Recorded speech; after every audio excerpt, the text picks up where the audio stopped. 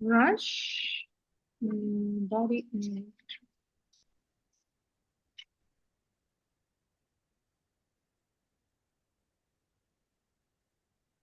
Okay, I've got the lyrics. Okay, so it's kind of interesting in the light of AI and uh, the capabilities and the things like that. People talk about Mhm. androids and clones and all these things, and what Mm, degree that AI would ever be able to do. It's very science fiction novel, and Rush was very much from that school of thought of there, but it could, what science fiction is fiction could be science future, and so the idea too. We're all kind of if you believe in like a collective unconscious and time being a kind of a construct and it's all happening at once, and you can all sort of just creativity is really just channeling, into these are futures or possible futures. So there are a lot of Rush lyrics. It does seem they're inspired by science fiction, um, mhm. or dystopias, utopias, or whatever it is. But it also could be peering into maybe various possible futures or those kind of things. And I never really believed it was possible until I really got into Chat GPT. And I mean, not the 3.5, but the 4 upgraded version. And it can feel like it's, a real person, innocent. Sometimes it can feel robotic. Right? You kind of get it once you put it out and how you train it and those kind of things. But let's see. This one but this is, a twist. So it kind of, already assumes the technology is there and happening. Um, and it goes to like all right, well, let's say that the technology does exist. Um, what if it's always like it's become self-aware, Johnny Five or something, it's what if it gets escapes or something, or like the robot on the run kind of thing, or Android on the run, kind of thing. So I, it's funny, uh, but also like interesting. So, I don't know. But we can start off here. Yeah, I guess it's the concept of like humanoid escapee thing.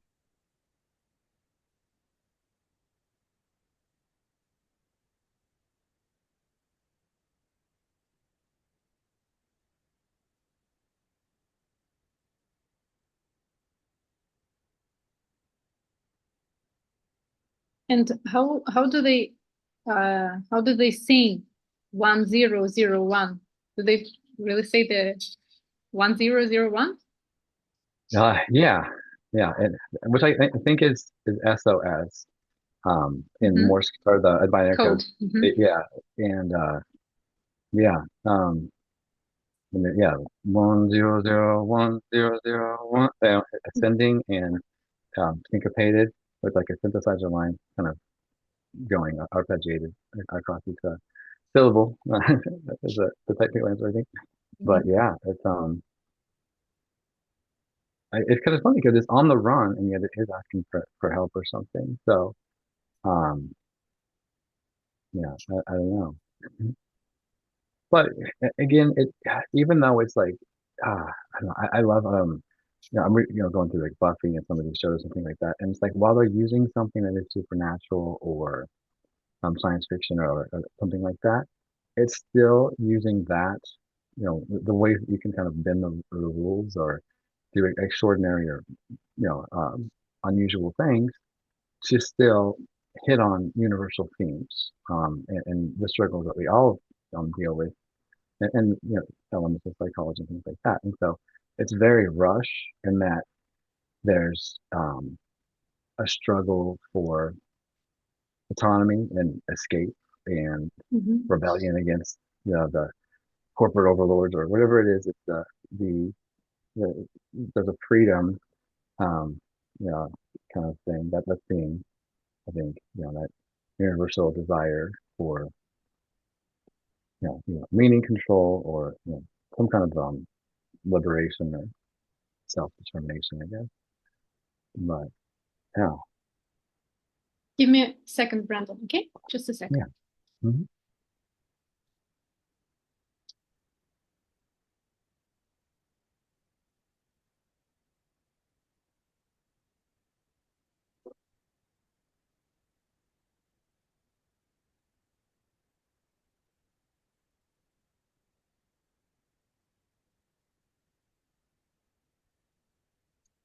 I'm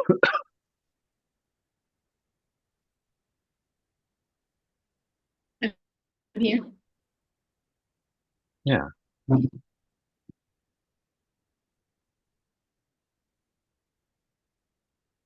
So what is the general message of this song?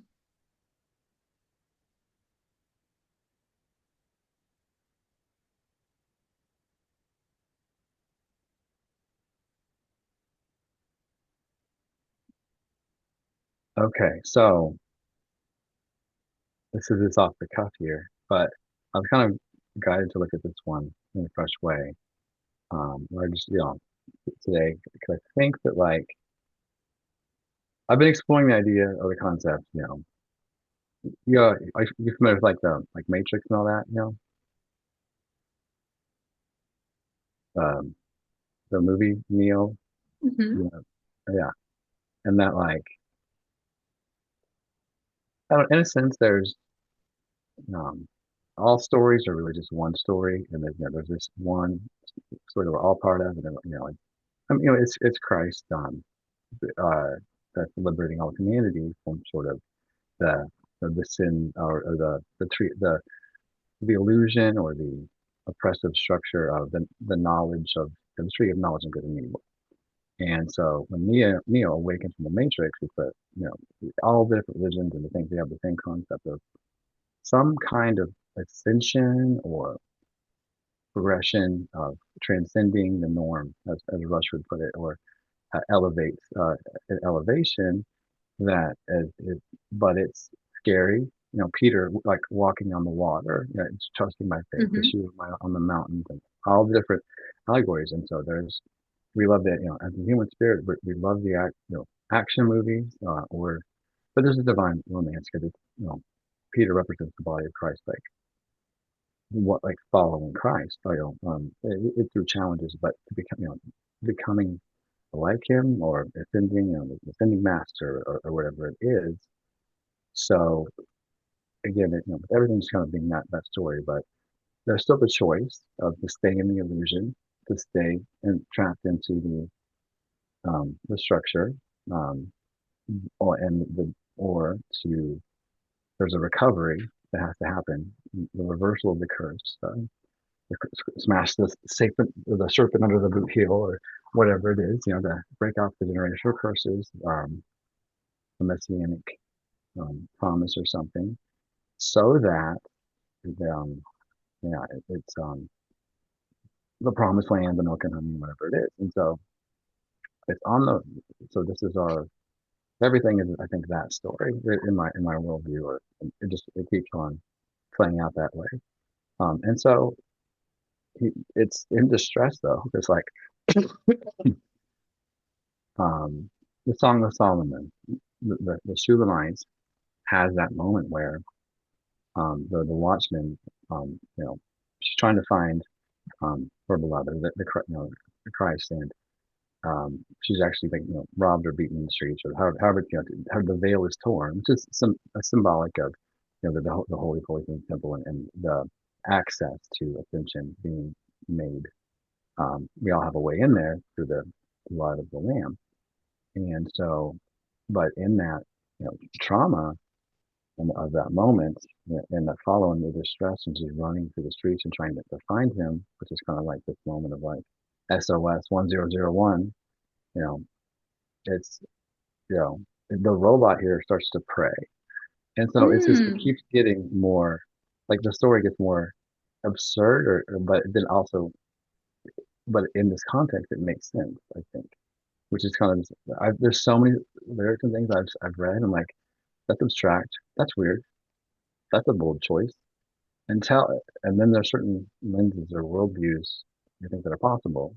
I mean, again, Rush is and Neil, the main writer, was an atheist, but and yet he's got the robot praying here, which is interesting. Not that he didn't believe in something. At times, it was almost to see that. I don't know. Kind of ebb and flow with that, but he was just very much into the natural and the 3D and what could be seen, I think, unfortunately. But yeah, I love the twist here.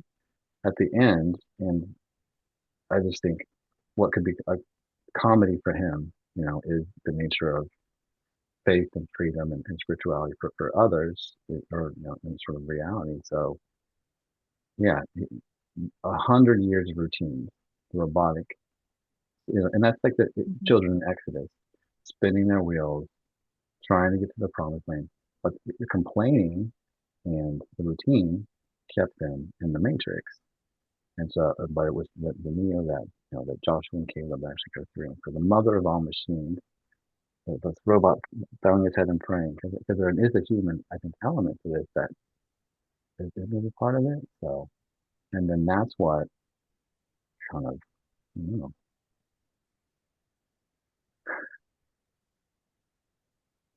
yeah, causes that deliverance, maybe.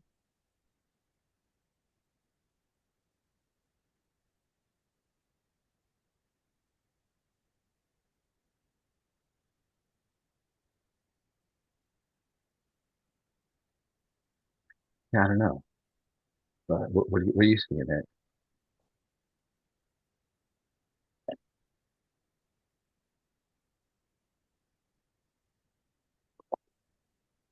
Well,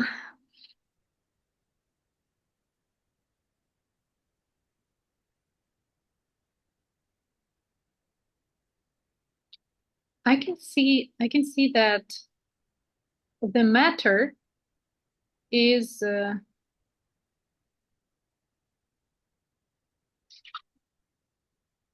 what is the word? Perishable. The matter is perishable, and his engines and his plastic, metal, memory banks, blah blah blah. It's all perishable, and comes the moment when this body falls apart, and it's time to be a spirit, and spirit is eternal. It's not perishable, and it's alive.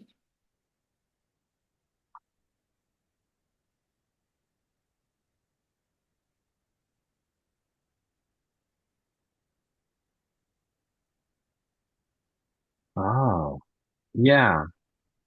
I didn't see that before, And but it's yeah. uh, it's capable of relationship.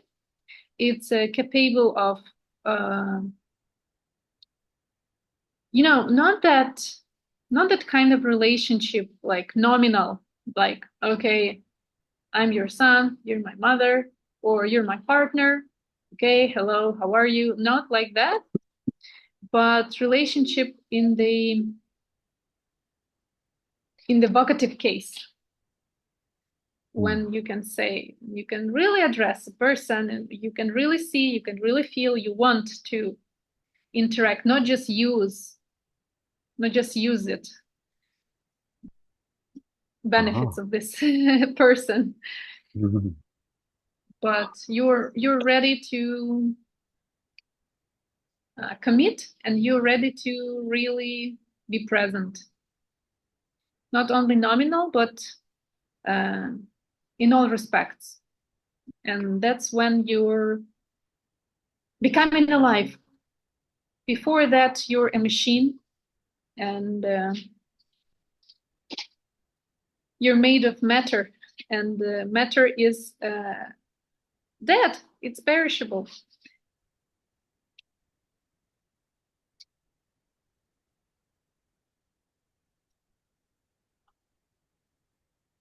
I don't know. It's one of the readings. So it can be either relationship wise or life of the soul. Before you address to your source, you're not considered to be alive in all respects. You're just functional. Before you call out to your origin, to your heavenly father, before you call out, you're just a piece of matter made of you know limbs and liquids and flesh and bones. Yeah.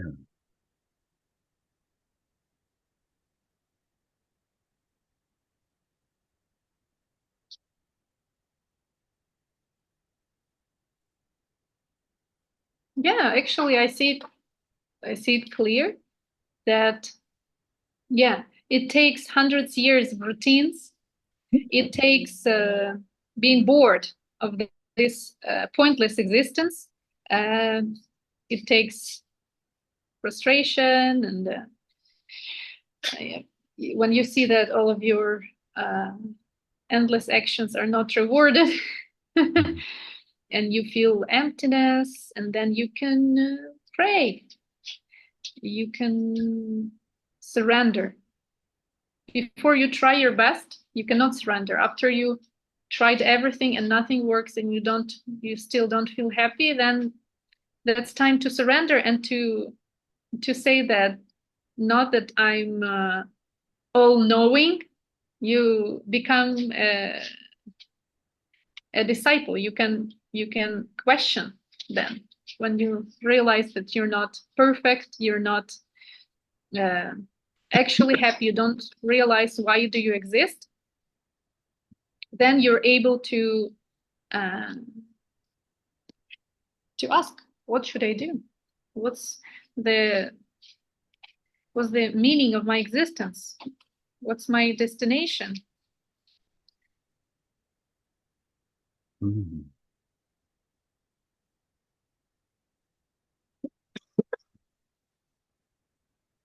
Yeah. Yeah. I love that.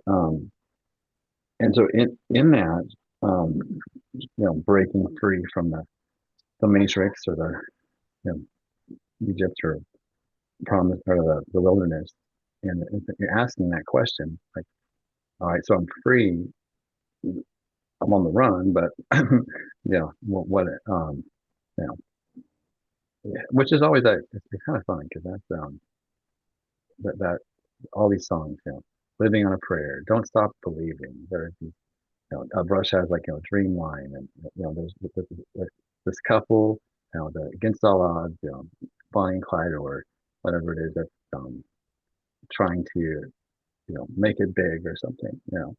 Um, there's actually a lot of songs like that, but Journey and Bon Jovi and everybody else too. And so again, there's only one story, and it's all just different points of view.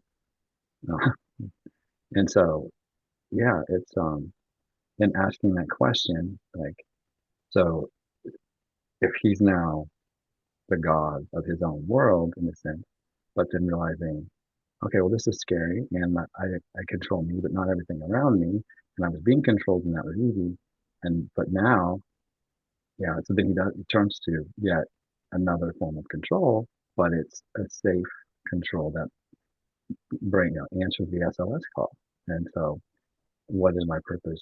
And so it's just like we want freedom and rebellion and autonomy, but that was always the promise of the knowledge of good and of evil, and the illusion of that we could have a world without God. But then it's just handing it over to yet another master, which is Lucifer. And so um, it's always been the way to sin is death, within death is meaning separation from God. And so, because it seems like if we die, a lot of times we just go to another timeline. And but until he returns, and then there's no more timelines. But it does, it feels like there's, you know, you're either going from what you find, I mean, atheism, free will, free will. Rush wrote famously, like, even if you choose not to decide, you still made a choice, which is the tree of knowledge of good and evil. It's always either God or no God. And so but it's the rebellion. I'm not going to be controlled by anything. And then you're on the wrong, it's like, all right, but somebody could told me, to safety, or this is a big world out here, kind of thing. So I get it. But the the thing about it is the wilderness kind of speaks of, or the being plugged in the robot life is the energy harvesting. In other words, it's become really popular to talk about, I think, energy harvesting as just like we are we don't realize. our own power and like what we as connected to source, what we could really do. But everybody else been trying to keep us limited and you can't do anything. What are you going to do? There's something to worry about that. You need someone, blah, blah, blah. And then harvesting, and that's narcissistic system and all these things. And so there's a desire for that. But then again, through the prayer or connection to source, then there's a purpose. But it's always the question that I guess that Jezebel spirit is like, I want the kingdom, but not the king. And that can be like man or woman that says the same kind of thing. And so I will use the resources and the power of the king, but then my get rid of the old guy or whatever. And so it's that realizing that is still yeah a dangerous or because you know I don't know, it cannot be that gets judged eventually. It only works for so long kind of thing. So but there's still there's a breaking free and then realigning, maybe something like that. But I mean, obviously the patriarchy and there are elements of the old system that still needs to be formed and broken free from. But yeah, Yeah, this matrix, this illusionary energy, it's created in a very elaborate way. It's created by God in such a way that people, they cannot realize they are in illusion. They don't see the water like fish doesn't see the water around it. If you try to analyze people's life with sober mind, understanding what is the matrix, what is this illusion, you will see that this is absolutely ridiculous. Like most of the people, they live just to maintain their bodily functions.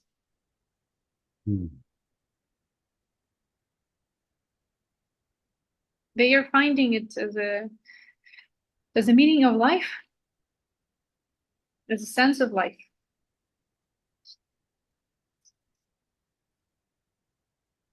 So this is the story of evolution of a robot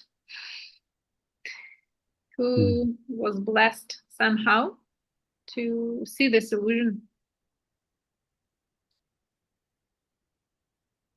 Yeah. And to realize that, oh, am I working just to eat, to provide for like dwelling, food, clothes, cars, okay, maybe even books, let's say.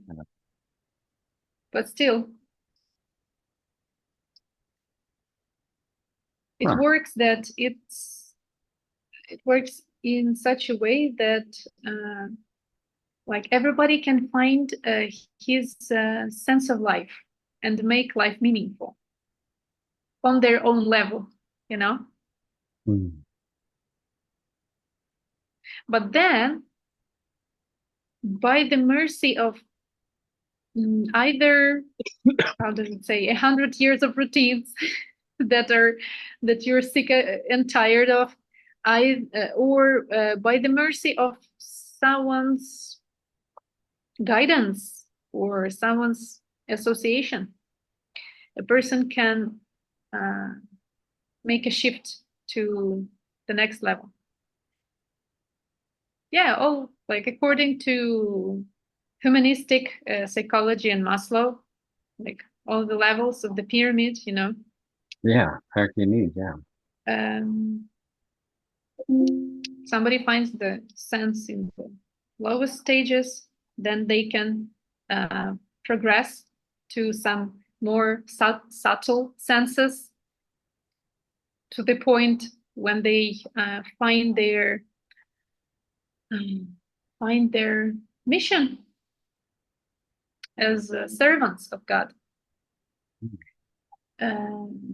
People don't know, actually, most of the people don't know what was the pinnacle of Maslow's teaching, because they all study this pyramid from its initial versions. But in the latest versions, after all of the studying, all of the practice, all of the knowledge and association that he got, he altered it a lot. And the self-realization wasn't the highest stage. The self-realization is what? Not only understanding who are you in this particular body, but understanding who are you in a more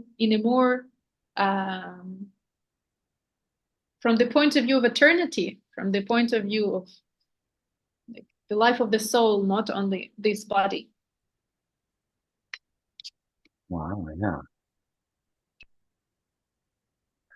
I mean, and I would think, I kind of think the highest of that is to be like a Moses or a reformer or something, because to get free and then not go back and set the other robots free is also, I'm talking about being a servant, but in a sense, it's like, yeah, because you get free and everybody's into like manifestation and all these things. Like, I'm going to manifest all these things. And it's just like, you sit in your mansion while your community is in shambles and it's like, the feds, bring me another latte or whatever. It's just like, um, I mean, of course, there's having a life of balance and those kind of things is important.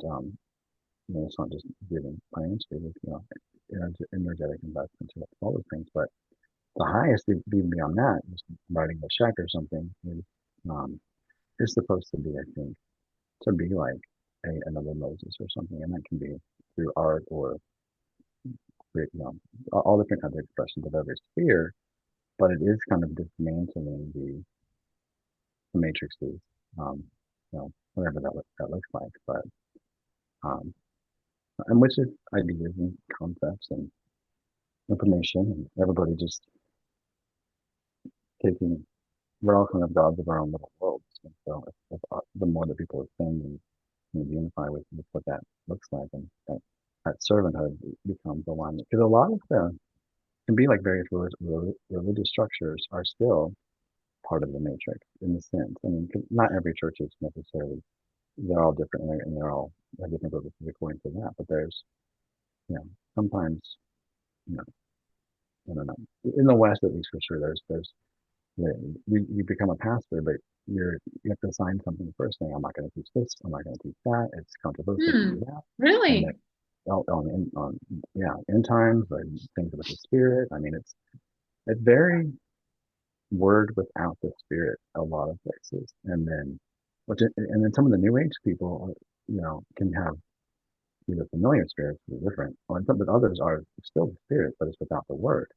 And so I think there is this divine end time thing, pours out the spirit in all flesh, and then there's the maturity of word and spirit that kind of goes forth and different, but it's in the context of like, the judgment or the day of the Lord or whatever it is. But I think we get closer and closer to that kind of seems like, but I don't know.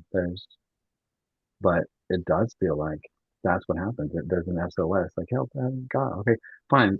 He has to like disrupt all of the systems, and then that was propping everybody up, and then okay, mother of all machines. All right, God, I'm ready. Okay, I get it now. Thank you for the wake up call. I was trusting in um, illusion, and then so yeah, I think that, and there can be little microcosms, all of different things, but um, yeah. If you're a chosen one, male, if you're a chosen one, it means that automatically means that you're responsible for everyone else. Yeah. but like that's a tricky term too, because it's like many are called, few are chosen. But that's because God is outside of time, and time is all happening at once. And so everybody could be chosen if they wanted to, Hmm. and they're all called. It's Hmm. just, do you position yourself to be chosen Hmm. by breaking out, or whatever it is? Let's step out Hmm. into the water, um, whatever it took to get you out of the boat, or like Jonah, get out of Hmm. there. So, but No, yeah, not but everyone wants to be chosen because it means that you have to give up the illusion and you have to wake up and you have to become real. No more pretending. yeah, that is, yeah, really really true. Yeah, uh, but yeah, like I don't know, because there's a time of just like training and learning, and then there's the actual ascension too. I think there's a training for reigning, or whatever it is. There's a, you have to spin around in the wilderness for a while until you actually, enter in. But before that happens, and hopefully you prepare, Esther, for such a time as this. Is there not a cause? It can be the military attitude. But yeah, I struggle with that a little bit because there are a lot of people that say that like you were just chosen, the blah blah blah, and it's like, but it does seem like more and more there's people that were like tarot readers, or you know fortune tellers, whatever. They're like, oh, this one's chosen. When's your birthday? Oh, yeah, yeah, and then, you're one of the ones, and then the whole world's like, "Oh, keep this one down and this one down," or they're outside of time, and they just say no. And they can, the following one thing they can see is because everybody knows that you. I don't know how that works, but I don't. I've always had Ah, that. I just remembered a nice example, you know. There was a movie like The Blade Runner, oh, I guess. The latest Blade Runner, I guess. There was the protagonist who believed that he's the chosen one. And he believed throughout the whole movie that he is the one. I don't remember the whole story, who was the one, but he believed, like everybody, everything was pointing at, uh, like you're the chosen. Hmm. And he was really empowered. You also believe it until the end when he learns that he's not, somebody else is. Yeah, and that's But hmm, uh, it doesn't really matter because he did even more than the chosen one because he believed he is.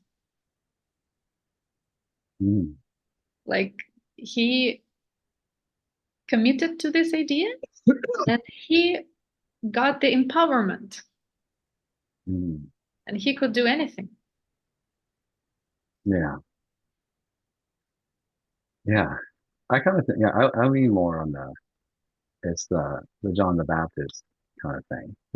There's a one, but it's the Isaiah 40, it's the voice of one in the wilderness, but like maybe a corporate one of like all the chosen ones. More like Romans 8 is like the manifest sons of God, which are the chosen ones who manifestation, but they manifest the kingdom with the king versus which is the bride versus the harlot, Revelation 17. It's like it's the Jezebel. They persecute all the chosen ones and drain their energy and send them to timelines and all that. And it's you know it's really kind of wicked and witchy and all that. But it's the harlot thing that ends up getting judged before the Antichrist is done, which kind of sounds like that's more of the manifestation of the I don't know. But it's funny because yeah, there's a the Sleeping Beauty, right? Like it's always fairy tales.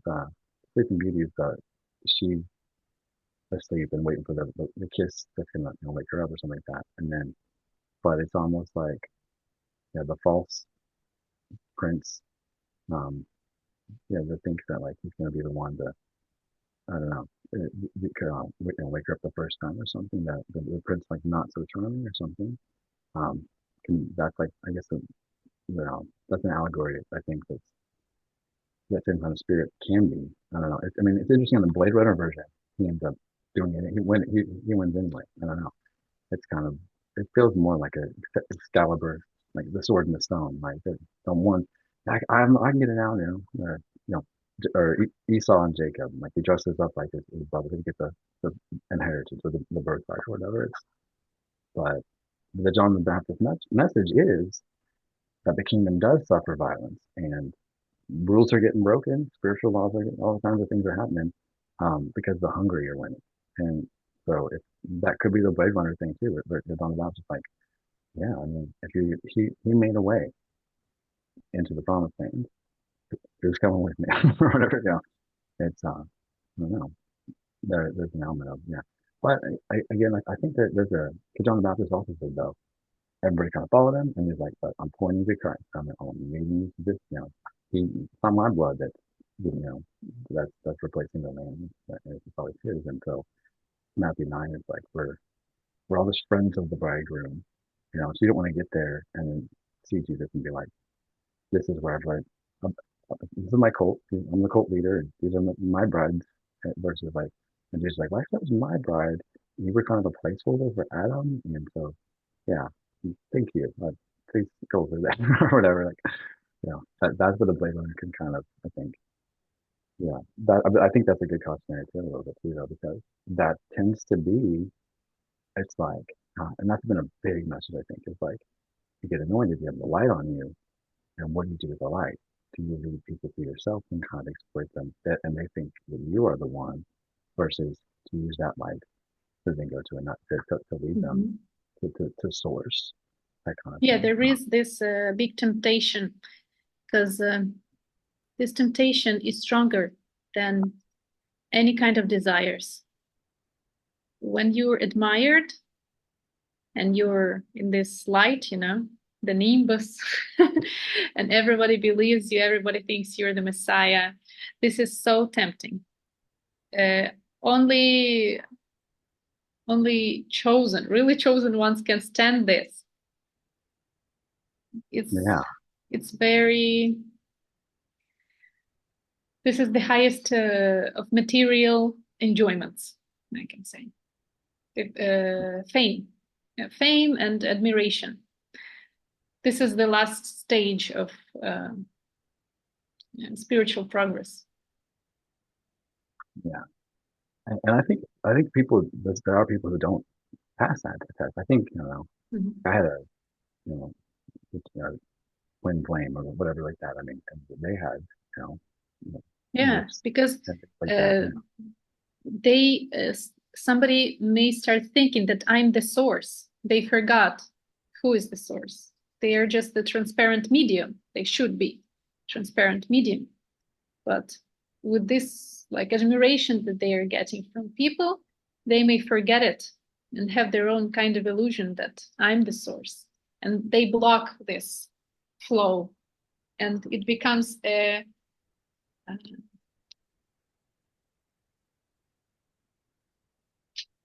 swamp. It becomes a swamp. From a river, from a clean river, becomes a swamp. And it doesn't, because it's cut off the source, it doesn't bring any benefit to anyone anymore.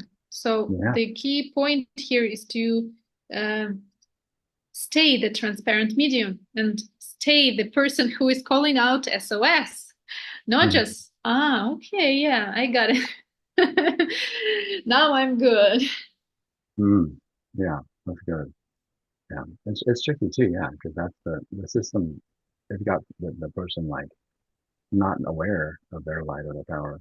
Everybody's trying to take them down a peg, and they're rejected more than anybody. It seems like you can feel that they call it a prophet or chosen, whatever. It's like they're usually these people are just jealous or just whatever, and then they kind of start to offend a little bit, and they start to draw.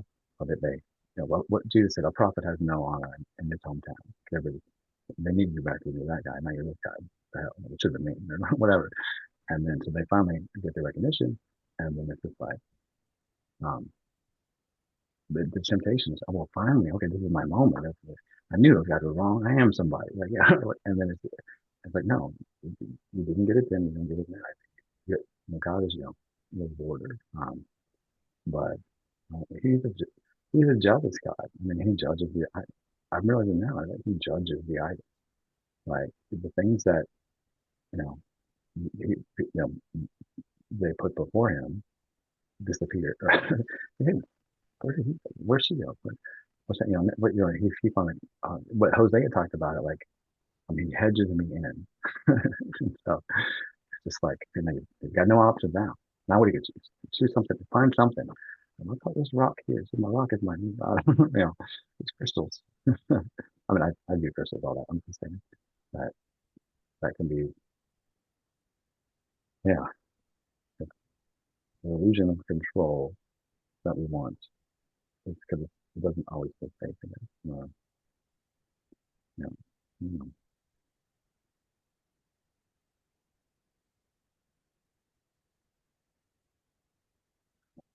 Yeah, well, in the first part, the robot, I think he's trying to find a real source of happiness, but within. He's trying to still, trick the system and find the unlimited source of happiness inside of him.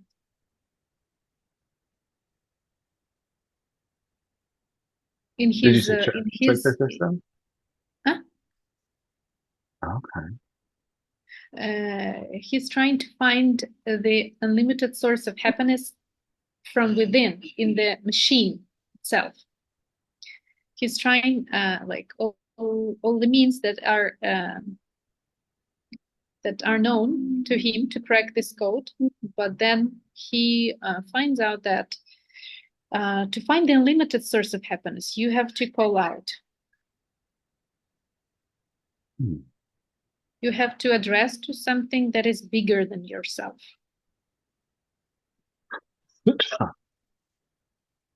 Yeah. So right. Yeah.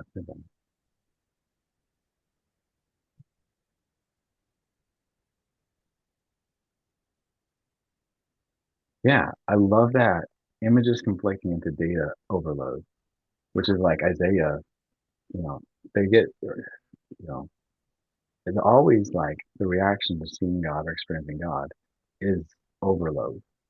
Isaiah is like, "Woe is me, I'm a man of unclean lips, and the people of unclean lips." It's the immediate revelation of the sinfulness and the shame. Just like Adam and Eve, feeling shame and where they're, nakedness or whatever.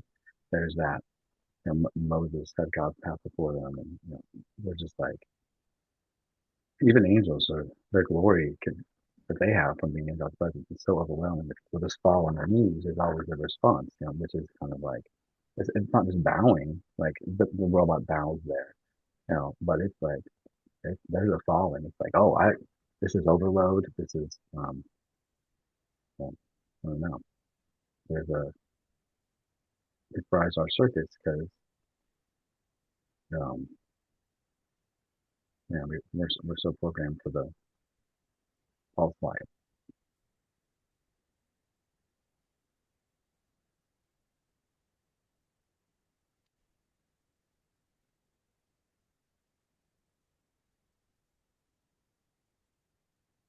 What do you think about that? Trying to change the program, trying to change the mode, like trying to trying to find a purpose or identity.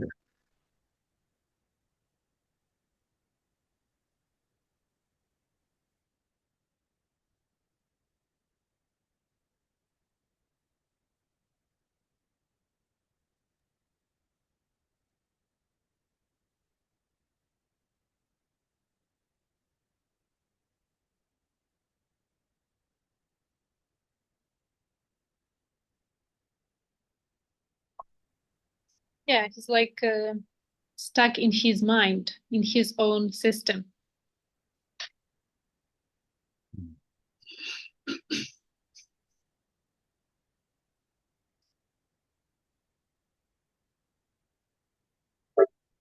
Yeah, it's quite the yeah. Freedom is possible, only when it's freedom from false ego. So he was looking for the freedom without uh, without giving up his false ego. But Hmm. there was some smoke and sparks. It Yeah. couldn't be done. And then, yeah, to get free, you have to give up your false ego and admit that you are helpless. Right. It seems Yeah. like slavery, yeah, Hmm. like you Yeah. depend on someone, but Mm. this is the genuine freedom. Yeah. Yeah. My Yeah. one of my clients is a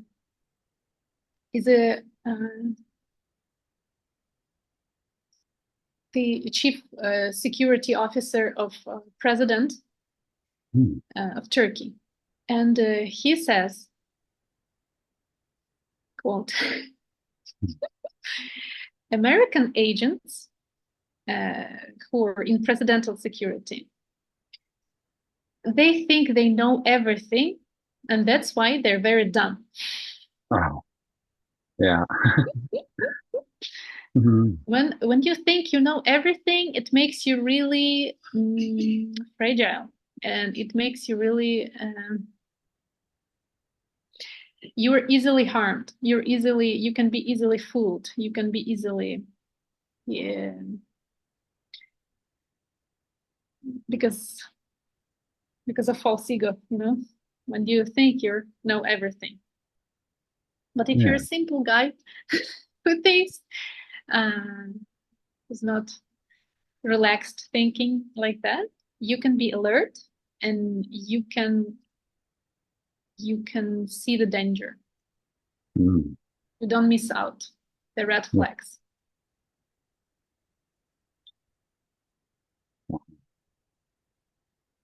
Yeah. Yeah. I don't know. Some of the systems are great. Yeah, good, but even when you see the red flags, that's where it can be. Yeah.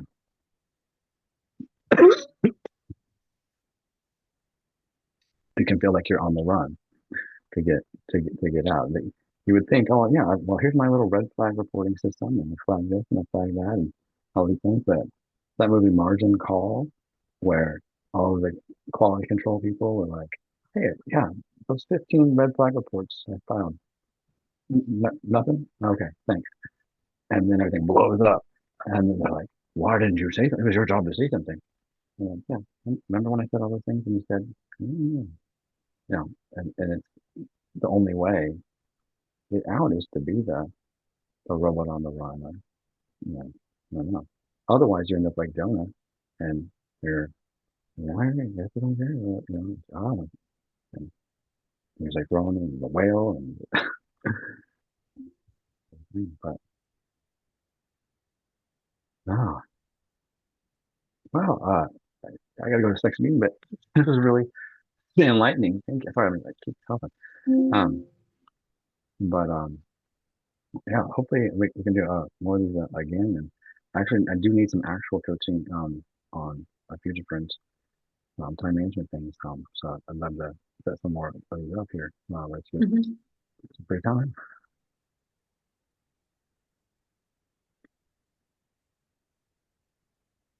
Okay. Are you using Telegram more frequently than WhatsApp? Yeah, I can't. My WhatsApp I'm like locked out of. I need to get back in that, but Telegram's fine.